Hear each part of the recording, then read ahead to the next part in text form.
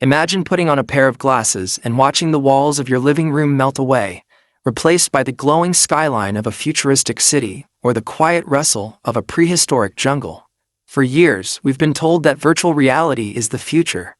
But let's be honest, the future has felt a bit heavy, a bit blurry, and a bit tethered. That is until now.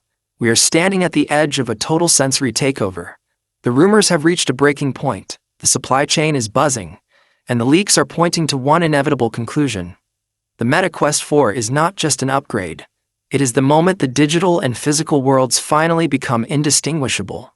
If you're watching this, you've likely felt the limitations of current tech. Maybe your Quest 2 is gathering dust, or your Quest 3 still feels a bit like wearing a brick on your face after an hour of gaming. You've seen the Apple Vision Pro and thought, I want that power, but I don't want to pay the price of a used car for it. Well, the wait for the perfect VR is almost over. Today, we are going deep into Meta Quest 4.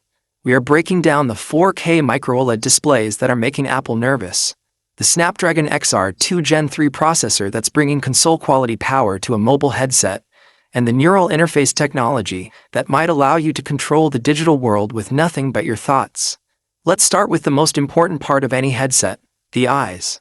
The Quest 3 was a massive jump with its pancake lenses, but the Quest 4 is rumored to be taking us into the Retina era of spatial computing. We are talking about dual 4K Micro-OLED displays.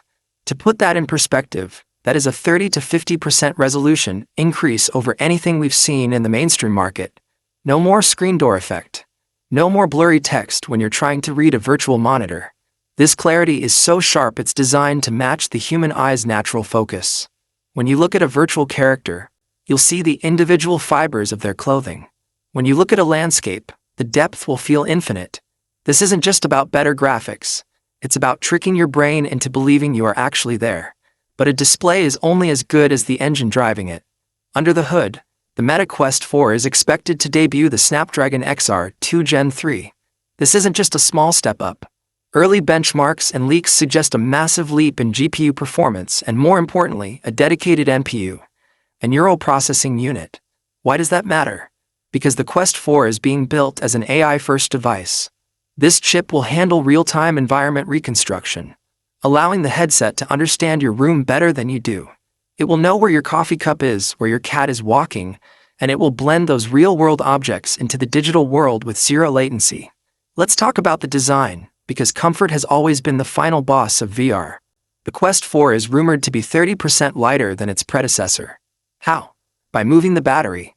Leaked schematics show a rear-mounted battery integrated into the head strap as the standard configuration.